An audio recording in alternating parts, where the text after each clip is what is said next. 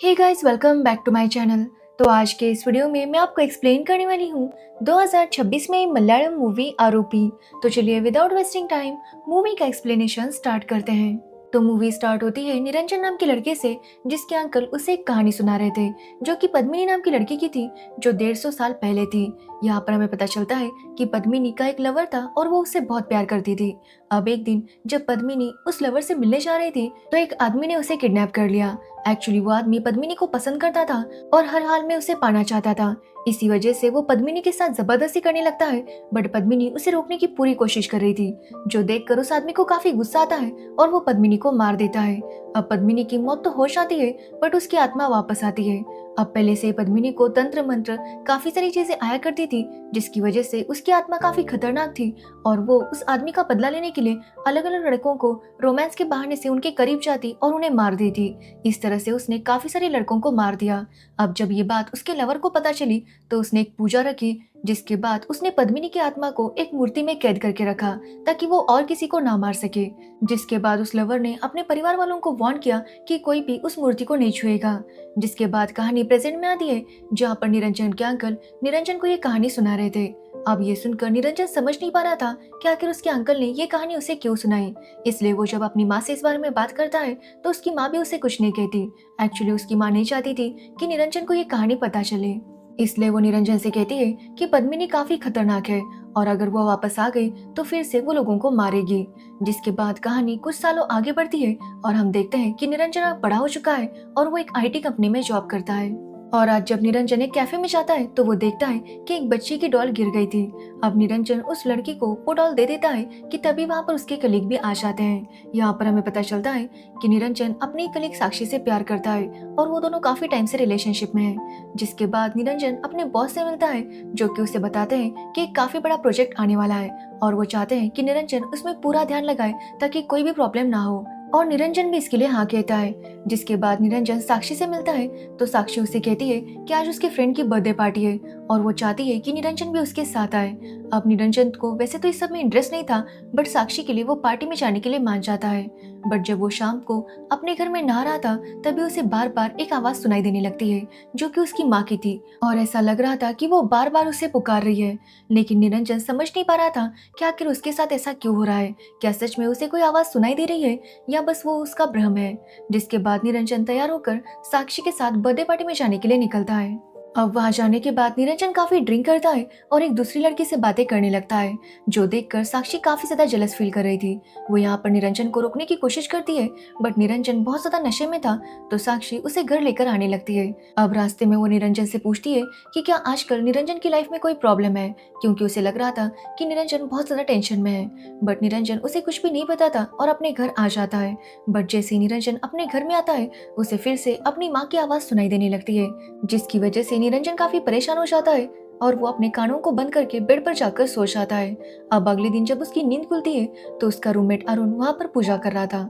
वो निरंजन से कहता है कि अगर आज वो ऑफिस नहीं आने वाला तो कम से कम बॉस को इन्फॉर्म कर दे। बट निरंजन ऑफिस जाने वाला था क्योंकि जल्दी एक बहुत बड़ा प्रोजेक्ट स्टार्ट होने वाला था और इसी वजह से अब वो छुट्टी नहीं ले सकता। इसलिए निरंजन तुरंत तैयार होकर ऑफिस चला जाता है, जहाँ पर उसकी कलीग उसे बताती है कि बॉस उसी का इंतजार कर रहे हैं। अब वहाँ पर साक्षी भी थी, बट निरंजन उसे इग्नोर करके बॉस के पास चला जाता है, जहां बॉस निरंजन से कहता है कि आज प्रोजेक्ट का जो प्रेजेंटेशन है वो निरंजन को काफी अच्छे से करना होगा। अब निरंजन भी इसके लिए हाँ कहता है। जिसके बाद वो बाहर आता है तो साक्षी निरंजन से पूछती है कि आखिर उसने उसे इग्नोर क्यों किया। बट निरंजन कहता है कि उसने इग्नोर नहीं किया, बल्कि वो थोड़ा सा टेंशन में था क्योंकि आज उसे बहुत बड़ा प्रेजेंटेशन देना है। अब साक्षी भी उसकी सिचुएशन समझ जाती है, जिसके बाद प्रेजेंटेशन स्टार्ट हो जाता है।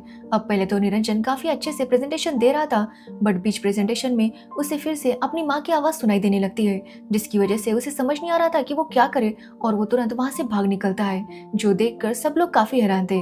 बट तभी साक्षी वहाँ पर आती है और आगे का प्रेजेंटेशन कंटिन्यू करती है। अब ये सब देखकर निरंजन का बॉस भी काफी टेंशन में आ गया था, क्योंकि उसे लग रहा था कि शायद ये प्रोजेक्ट उनके हाथों से चला जाएगा। बट प्रोजेक्ट उन्हें मिल जाता है, बट किसी को भी ये समझ नहीं आ रहा था कि आखिर निरंजन ने इस तरह से बिहेव क्यों किया। तो वही निरंजन काफी परेशान हो गया था, इसलिए वो अपने घर चला जाता है।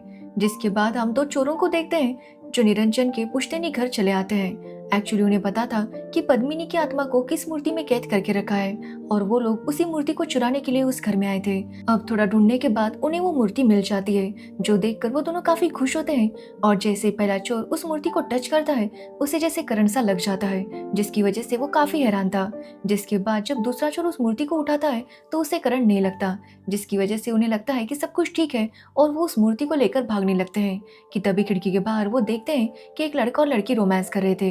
ये देखकर वो डिसाइड करते हैं कि वो इन्हें रोमांस करता हुआ देखेंगे, बट तभी वो देखते हैं कि वो लड़की काफी ज्यादा बदल जाती है और उस लड़के को मार देती है, जो देखकर ये दोनों काफी डर जाते हैं और वहां से भागने लगते हैं। बट भागते हुए वो मूर्ति पानी में गिर जाती है, लेकिन ये दोनों काफी डर गए थे, इसलिए वो डिसाइड करते हैं कि कल पानी में से वो मूर्ति ले लेंगे, अभी फिलहाल यहाँ से जाना जरूरी है। इसलिए वो दोनों वहां से भाग निकलते हैं। तो वही हम उस लड़की को देखते हैं जिसने उस लड़के को मारा था, वो पानी से बाहर आती है।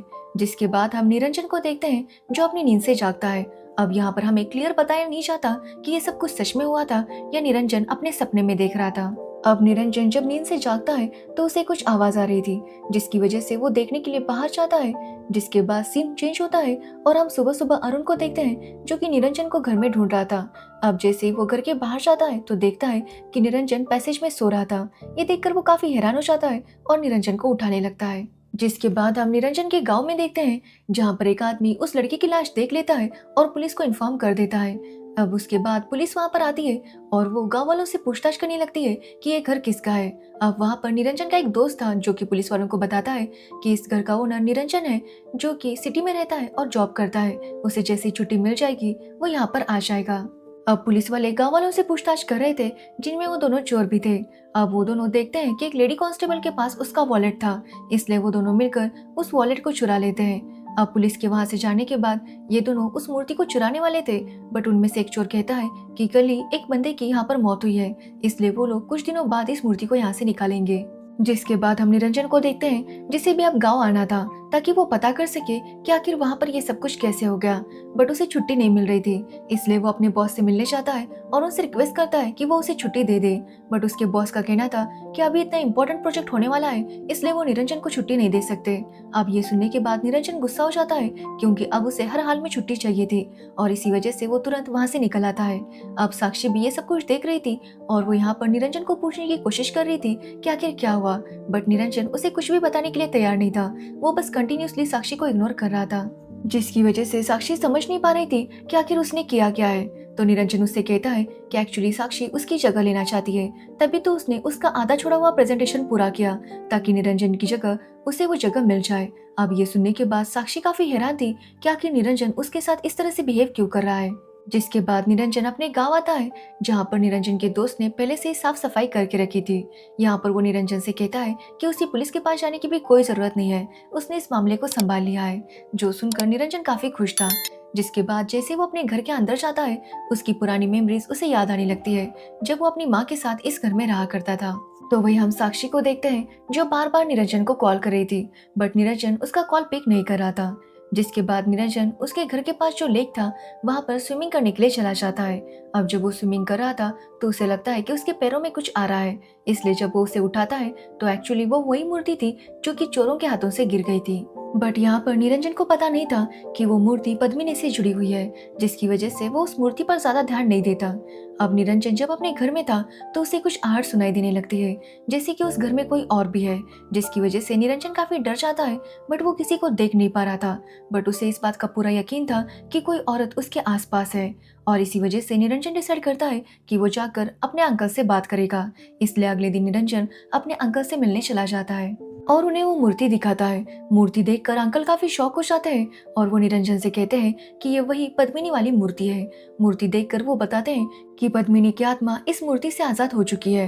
वो यहाँ पर निरंजन से कहते हैं कि उन्होंने बचपन में निरंजन को पद्मिनी की कहानी सुनाई थी, बट वो कहानी आधी थी, इसलिए आज वो उसे पूरी कहानी सुनाएंगे। वो बताते हैं कि एक्चुअली पद्मिनी उन्हीं के खानदान से बिलोंग करती थी।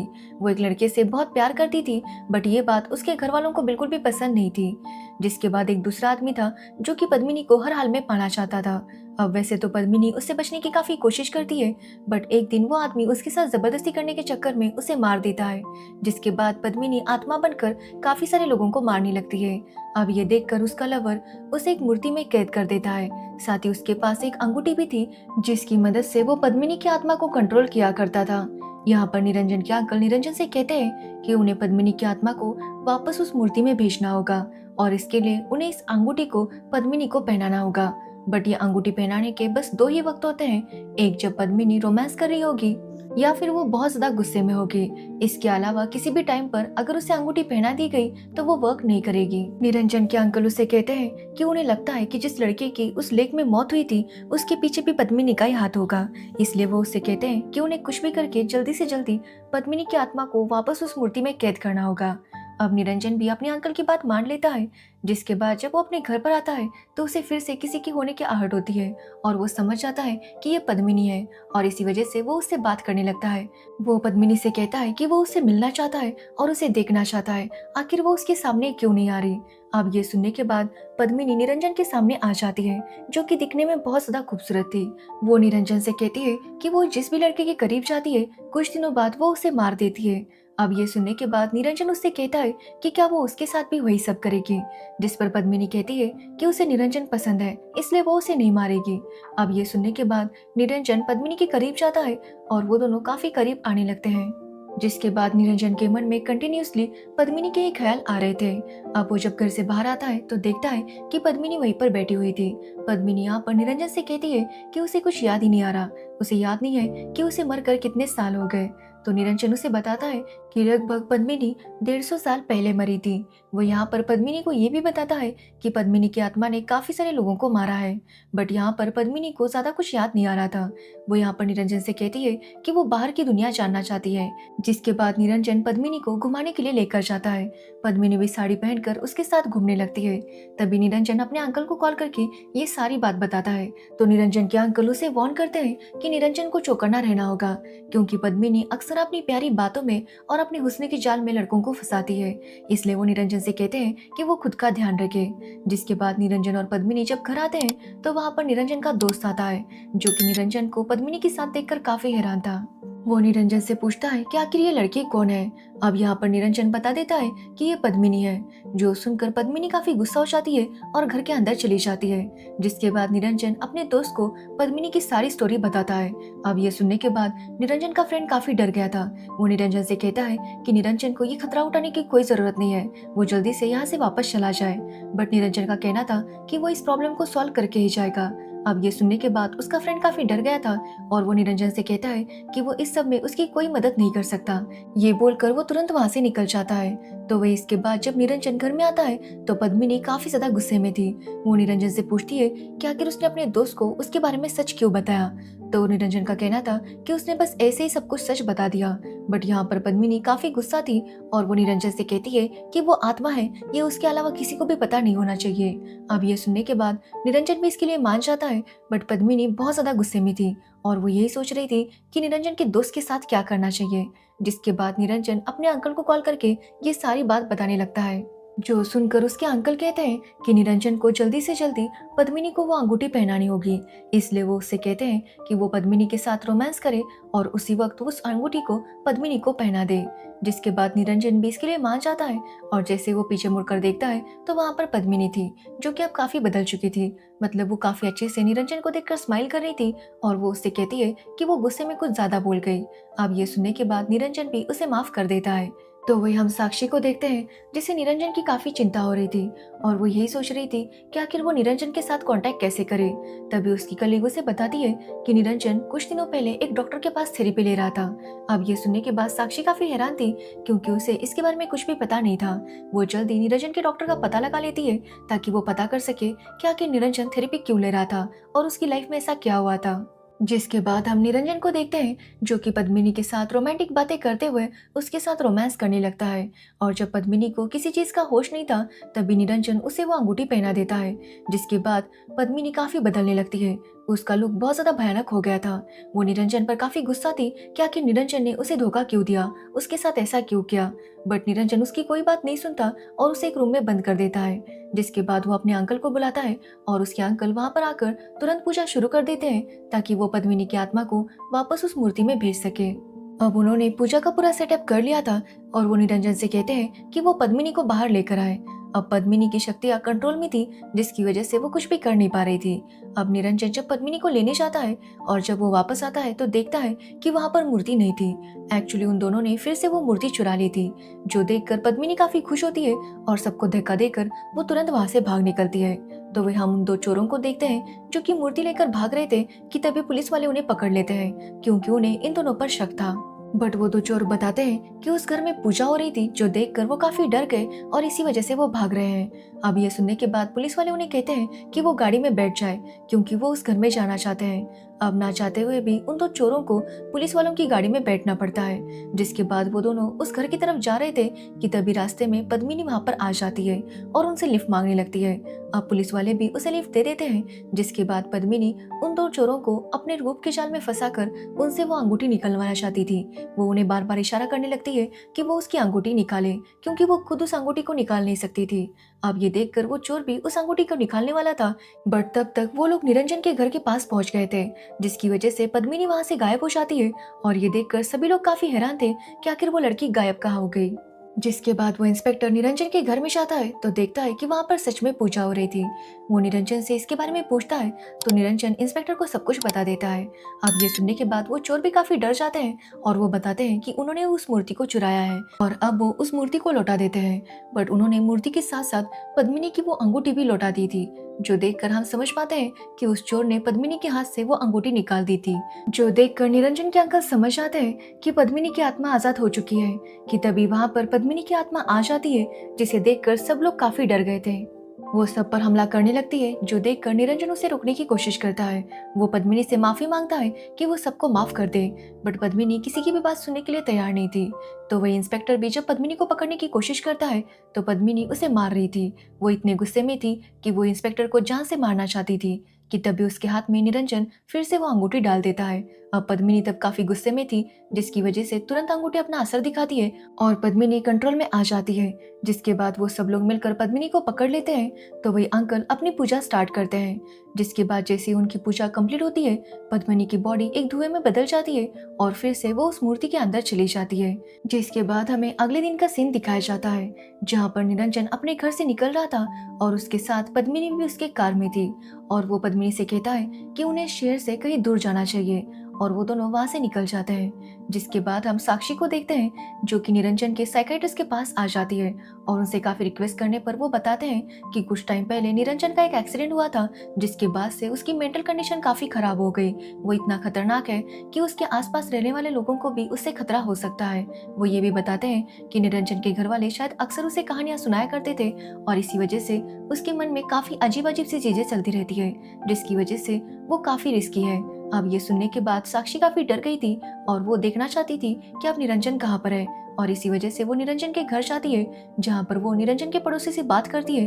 तो यहाँ पर उसे एक शॉकिंग बात पता चलती है कि एक्चुअली निरंजन अपने घर में अकेला रहता था, उसका कोई रूममेट ही नहीं था। जो सुनकर साक्षी बहुत ज्यादा हैरान थी क्योंकि निरंजन अक्सर अपने रूममेट के बारे में बातें किया करता था।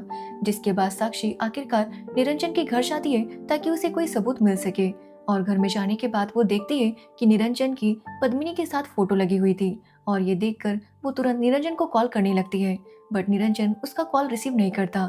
जिसके बाद हम निरंजन को देखते हैं जो कि पद्मिनी के साथ ही बातें कर रहा था और यहाँ पर हमें पता चलता है कि एक्चुअली वो पद्मिनी को इमेजिन कर रहा था और उसके साथ रियल में कोई भी नहीं था और इसी के साथ ये मूवी एंड हो जाती है। सो ये देखकर मुझे ऐसा ही लगता है कि शायद पद्मिनी निरंजन की गर्लफ्रेंड होगी और जो हादसा उसके साथ कुछ टाइम पहले हुआ था उसमें शायद उसकी गर्लफ्रेंड की डेथ हो गई होगी और तब से वो मेंटली डिस्टर्ब हुआ होगा और जो कहानियां उसे बचपन में उसके घर वाले सुनाया करते थे उसमें वो अपनी गर्लफ्रेंड को देखता और वही सब इमेजिन करता। जैसे भूल-भुलैया मूवी में मंजुलिका की कहानी सुनने के बाद अवनी खुद को मंजुलिका समझने लगती है और उसी की तरह बिहेव करने लगती है, वैसे शायद निरंजन भी उसकी बचपन की कहानियों में हर जगह अपनी गर्लफ्रेंड को यानी कि पद्मिनी को रखता और उसे ये इमेजिनेशन सच लगता। अब मेरे हिसाब से ऐसा ही हुआ होगा, बट आपका क्या कहना है ये मुझे कमेंट सेक्शन में ज़रूर बताना। तो ये थी आरोपी मूवी की स्टोरी। अगर आपको ये मूवी की स्टोरी और मेरा एक्सप्लेनेशन अच्छा लगा हो तो वीडियो को लाइक कमेंट शेयर जरूर करना एंड मेरे चैनल को सब्सक्राइब करना बिल्कुल मत भूलना। Thanks for watching video.